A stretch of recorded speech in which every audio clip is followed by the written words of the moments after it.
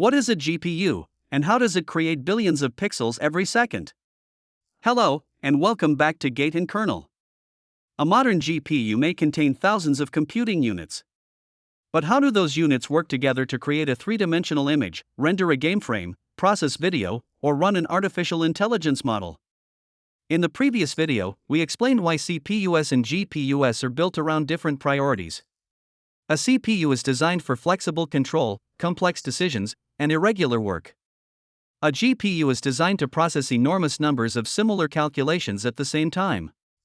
In this video, we will follow one complete frame from the CPU to the monitor. Along the way, we will look inside the GPU and explain threads, warps, wavefronts, shaders, rasterization, video memory, tensor cores, and ray tracing hardware. By the end, the GPU should no longer look like a mysterious box filled with thousands of unrelated cores. It should look like a carefully organized parallel machine. Chapter 1. What is a GPU? GPU stands for Graphics Processing Unit. Graphics processors were created to accelerate the drawing of images. Instead of asking the CPU to calculate every line, every triangle, every color, and every pixel, the computer could send graphics work to specialized hardware. Over time, the GPU became programmable. Developers could write small programs called shaders. These shaders controlled how vertices, pixels, lighting, textures, and visual effects were processed. Programmers then discovered that the same hardware could accelerate much more than graphics. It could also process scientific calculations, engineering simulations, video, and artificial intelligence. The modern GPU is therefore more than a graphics chip. It is a parallel processor that performs the same mathematical operations across large amounts of data. Chapter 2. Why graphics are parallel. A three-dimensional scene may contain millions of vertices, triangles, texture samples, and pixels. Many of these elements can be processed independently. The position of one vertex can be calculated at the same time as the positions of thousands of other vertices. The color of one pixel can be calculated alongside millions of other pixels. Graphics contains huge numbers of repeated mathematical operations. That is exactly the type of work a GPU is designed to accelerate. Instead of using only a few large and complex cores, the GPU uses many smaller arithmetic units. It keeps those units busy with large groups of similar tasks. The strength of the GPU does not come from asking one core to do everything. It comes from dividing a large problem into many small pieces, and processing those pieces in parallel. Chapter 3. The basic structure of a GPU. When people say GPU, they may mean the graphics card, or they may mean the processor chip itself. A graphics card contains the GPU chip, video memory, power delivery circuits, cooling hardware, display outputs, and usually a PCI Express connection. Inside the GPU chip are compute units, caches, memory controllers, geometry hardware, rasterization hardware, and display engines. These parts cooperate as a pipeline. Some parts prepare geometry. Some calculate pixels. Some move data. And some prepare the completed frame for the monitor. Chapter 4. Streaming multiprocessors and compute units. NVIDIA organizes much of its programmable work inside structures called streaming multiprocessors. AMD uses structures called compute units. The details vary between generations, but the general idea is similar. A streaming multiprocessor, or an AMD compute unit, is not one large core. It is a group of execution resources that processes many threads. Inside are arithmetic units, registers, scheduling hardware, shared memory, and load and store units. NVIDIA often calls many arithmetic lanes CUDA cores. But a CUDA core is not equivalent to a complete CPU core. A CPU core has sophisticated control logic, large caches, branch prediction, and the ability to handle a complex instruction stream independently. A CUDA core is closer to an arithmetic execution lane inside a larger parallel system. It depends on the surrounding streaming multiprocessor for scheduling, registers, memory access, and control. This is why CUDA core counts and CPU core counts should not be compared directly. Chapter 5. Threads, warps, and wavefronts. The basic unit of GPU work is usually called a thread. One thread might transform one vertex. Another thread might calculate one pixel. Another might update one element in a matrix. But threads are not normally scheduled one at a time. They are grouped together. On NVIDIA hardware, a group is called a warp. On AMD hardware, a similar group is called a wavefront. Threads in the same group usually execute the same instruction at the same time, but on different data. For example, every thread may run the same pixel shader. One thread processes one pixel. The next thread processes another pixel. And the rest of the group processes more pixels at the same time. Threads are also organized into larger collections. CUDA calls them thread blocks. Other systems may call them workgroups. Threads inside the same block can often share fast local memory and cooperate. The GPU launches huge numbers of threads and switches between ready groups to keep its arithmetic units busy. Chapter 6. The Graphics Rendering Pipeline. Now let us follow a frame through the rendering pipeline. The CPU runs the game logic. It processes input, updates physics, manages objects, and decides what should appear in the next frame. It then sends draw commands to the GPU. These commands describe geometry, textures, materials, the camera, lights, and the current rendering state. The first major programmable stage is vertex processing. A vertex shader transforms each vertex from its position inside a model into the three-dimensional world, and finally into screen space. The GPU then assembles vertices into geometric primitives. Most of the time, those primitives are triangles. Next comes rasterization. Rasterization determines which screen locations are covered by each triangle. It then creates candidate pixel fragments. A pixel shader, also called a fragment shader, calculates the appearance of those fragments. It may read textures, apply lighting, evaluate shadows, and combine material properties. Depth and visibility tests reject hidden fragments. Visible results are written into the frame buffer. Finally, the display engine reads the completed frame and sends it to the monitor. This process may happen 60 times, 144 times, or even hundreds of times every second. Chapter 7. Vertices and Triangles. Most real-time three-dimensional graphics is built from triangles. A character, a vehicle, a building, or a landscape may appear smooth. But underneath the surface is a mesh containing many small triangles. Triangles are useful because 3 points always define a flat plane. They are simple, predictable, and efficient for hardware to process. Each corner of a triangle is called a vertex. A vertex may contain position, color, texture coordinates, surface direction, and other information. The vertex shader can rotate a model, move it through the world, and project its three-dimensional position onto the two-dimensional screen. The GPU performs these transformations across large numbers of vertices in parallel. Chapter 8. Rasterization. A triangle is a mathematical shape. A monitor is a grid of pixels.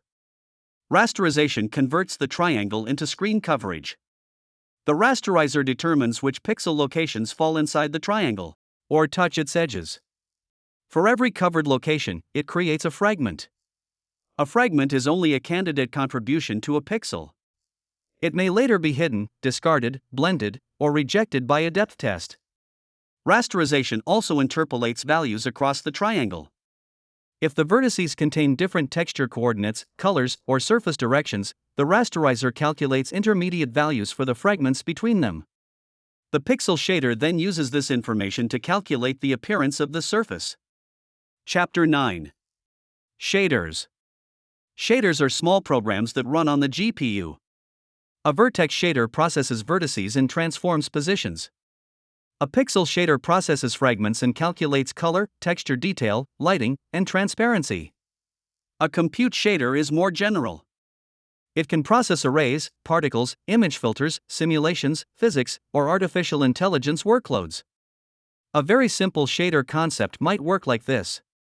Read the position. Apply a transformation matrix. Read the texture. Calculate the light level. Write the final color. Real shader code can become much more complex. But the main idea is simple. The same program runs across many vertices or pixels, while each thread uses different input data. Chapter 10. Textures, Lighting, and Shadows. Geometry gives an object its shape. Textures and lighting give it detail. A texture is an image, or a data map, stored in memory.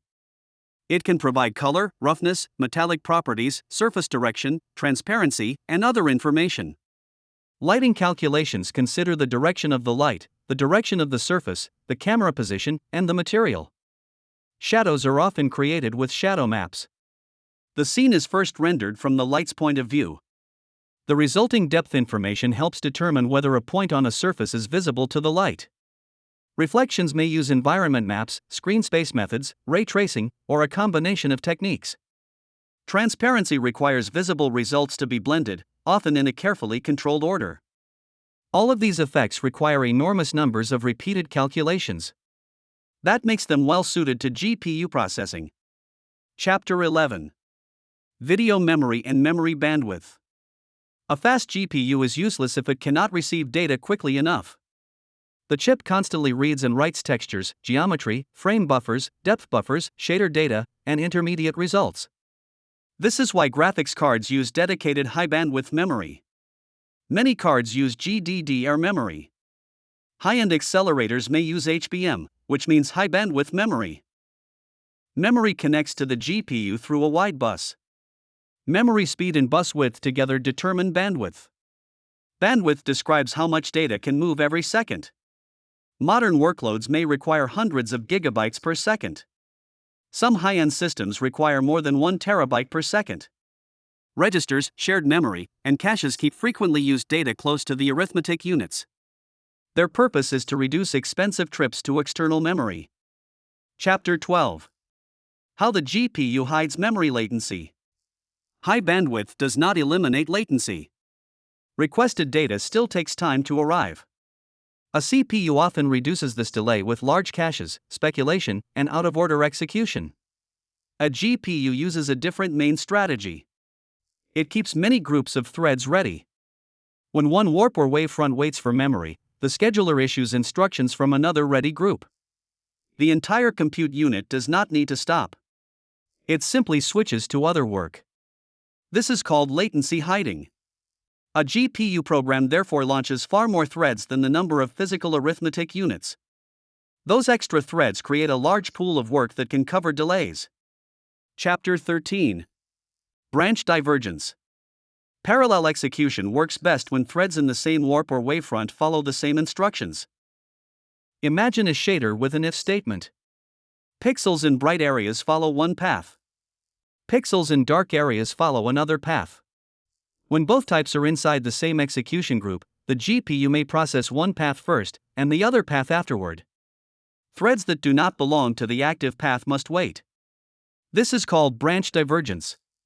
Efficiency falls because some arithmetic lanes are temporarily inactive. Modern GPUs handle branching better than earlier designs. But the main principle remains.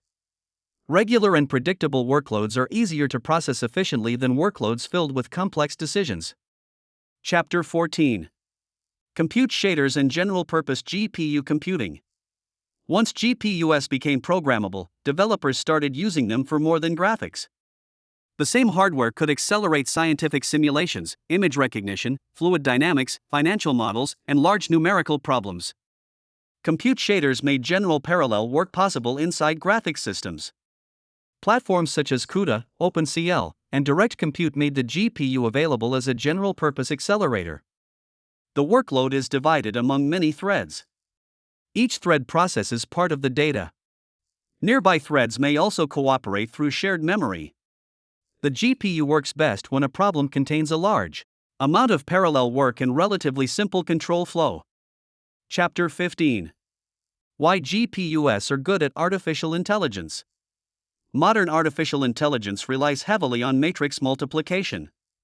A neural network repeatedly multiplies arrays of numbers, adds the results, and applies simple functions. One essential operation is called multiply and accumulate. Multiply two values. Add the result to an accumulator. Then repeat this operation an enormous number of times. This maps extremely well to GPU hardware. Modern GPUs also include specialized matrix units. These are often called tensor cores or matrix cores. Artificial intelligence can also use lower precision formats, such as 16-bit or 8-bit numbers. Lower precision reduces memory use and allows more operations to run at the same time. For training and inference, the GPU combines massive parallelism, high memory bandwidth, mature software tools, and specialized matrix hardware. That is why the GPU became one of the most important processors in modern artificial intelligence. Chapter 16. Ray Tracing and Specialized Hardware. Modern GPUs contain specialized accelerators in addition to general shader units. Ray tracing hardware speeds up the search for intersections between rays and geometric objects. This supports more realistic reflections, shadows, and lighting.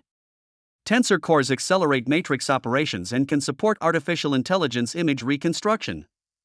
Video encoders and decoders process formats such as H.264, H.265, and AV1. They can do this without using the main shader units for every step. Optical-flow accelerators estimate motion between frames. Display engines control resolution, timing, color output, and monitor connections. Specialized hardware improves efficiency by sending certain operations to circuits designed specifically for them. Chapter 17. One complete frame, from CPU to screen. Now let us put the entire process together. The user moves the mouse, or presses a key. The CPU receives the input. The game engine updates movement, artificial intelligence, physics, animation, and the camera. The CPU prepares draw commands. The GPU reads those commands. Vertex shaders transform the geometry. The hardware assembles triangles. The rasterizer converts triangles into fragments. Pixel shaders calculate textures, lighting, shadows, reflections, and material appearance. Depth testing removes hidden surfaces. Blending combines transparent and visible results. The completed colors are written into the frame buffer in video memory. The display engine reads the frame. The image travels through the display cable. The monitor lights its pixels. And the player sees the result. All of this happens in a tiny fraction of a second. Before the viewer can think about the frame, the CPU and GPU are already preparing the next one. Chapter 18. Conclusion. A GPU is not simply a processor with thousands of cores. It is a highly organized parallel machine designed to keep enormous numbers of arithmetic units busy. It divides work into threads and groups them into warps or wavefronts. It transforms vertices, assembles triangles, rasterizes geometry, runs shaders, reads textures, calculates lighting, and writes the frame buffer. When one thread group waits for memory, the GPU switches to another group to hide the delay. The same architecture that creates millions of pixels can also process scientific data, simulations, video, and artificial intelligence. The GPU became powerful not because every computing unit is individually complex. It became powerful because the complete machine coordinates massive amounts of parallel work. That is how thousands of GPU execution lanes create every frame.